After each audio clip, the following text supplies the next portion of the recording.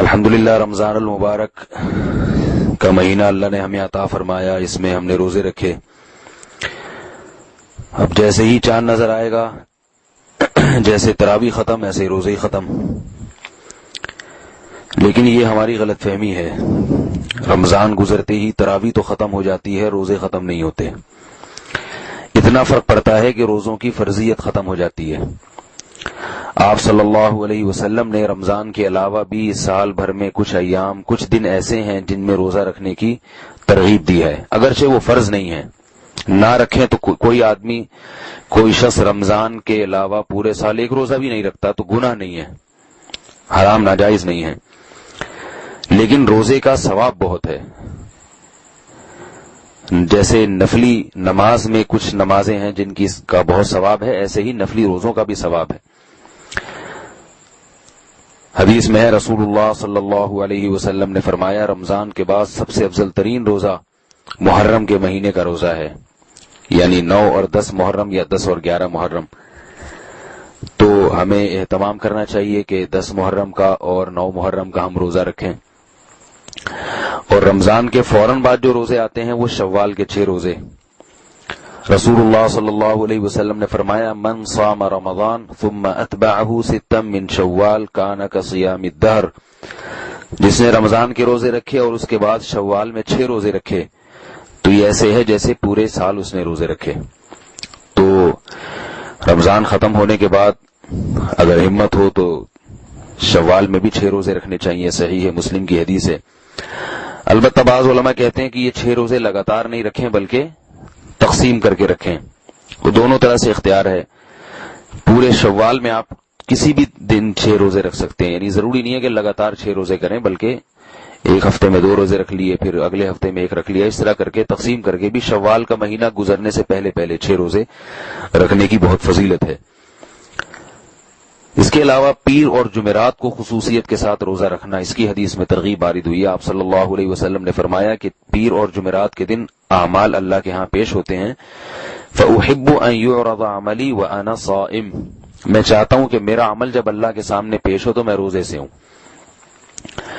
اور اس دن میں آپ صلی اللہ علیہ وسلم کی ولادت بھی ہوئی، آپ صلی اللہ علیہ وسلم نے اس لیے بھی اس دن میں روزہ رکھا ہے۔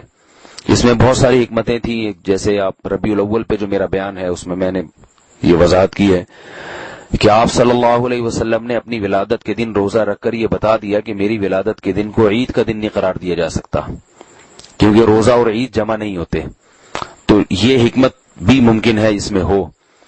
لیکن بہرحال چونکہ نبی صلی اللہ علیہ وسلم نے پیر اور جمعرات کے روزے کا اہتمام فرمایا ہے، اس لیے ہمارے لیے بھی سنت ہے کہ پیر اور جمعرات کا روزہ رکھیں، اس کی فضیلت دوسرے دنوں کی نسبت زیادہ ہے۔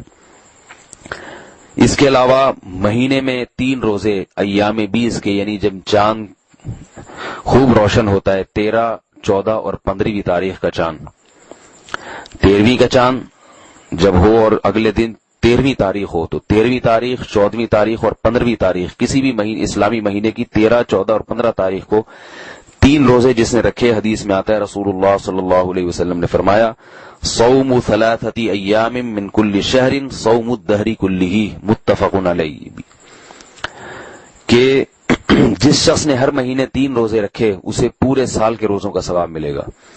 علماء نے اس میں حکمت یہ بیان کی ہے، یعنی اس کی وجہ یہ بیان کی ہے کہ ایک نیکی اللہ کے ہاں 10 نیکیوں کے برابر، تو ایک روزہ اللہ کے دربار میں 10 روزوں کے برابر، 3 روزے 30 روزوں کے برابر۔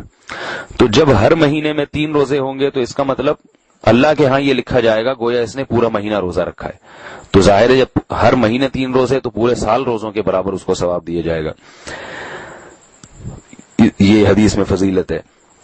اور اگر کسی سے یہ نہیں ہوتا، مخصوص ایام جیسے پیر اور جمعرات کو رکھنا کسی کے لیے مشکل ہے، کوئی مثال کے طور پر کسی کو اس دن مصروفیت زیادہ ہوتی ہے یا چھٹی اتوار کو ہوتی ہے تو اتوار کو آسانی ہے، تو کسی بھی دن رکھ لیں، کوئی لازمی نہیں ہے کہ پیر اور جمعرات ہی کی پابندی ہو یا مہینے کے 3 دنوں ہی کی پابندی ہو۔ مقصد یہ ہے کہ ہمارے اعمال میں جیسے فرض نماز کے ساتھ نوافل بھی ہمارے اعمال میں ہوتی ہیں، تو پھر فرض کی کمی کس سے ہوگی؟ نوافل سے پوری ہوگی قیامت کے دن۔ تو ایسے ہی فرض روزہ جو ہے اس کے ساتھ ساتھ انسان کو اپنے اعمال میں، جیسے آج کل کہتے ہیں نا، اسپیئر میں نفلی روزے بھی رکھنے چاہیے، جب آپ لمبے سفر پہ جاتے ہیں تو گاڑی میں جتنے ٹائر ہوتے ہیں ساتھ میں ایک اسپیئر میں ٹائر رکھا جاتا ہے. بھئی کچھ بھی ہو سکتا ہے, یہ ٹائر ضائع ہو سکتا ہے, تو راستے میں کوئی اسپیئر ٹائر تو ہو رکھنے کے لیے. اسپیئر پارٹس ضروری اسپیئر پارٹس رکھے جاتے ہیں لمبے سفر میں. تو آخرت کا جو اتنا لمبا سفر ہے, اس کے لیے بھی جو آخرت کی ہمیشہ کی زندگی ہے, اس میں صرف فرائض پر اکتفا نہیں کرنا چاہیے. فرض روزوں کے ساتھ ہمارے اعمال میں پورے سال میں کچھ نفلی روزے بھی ہونے چاہیے.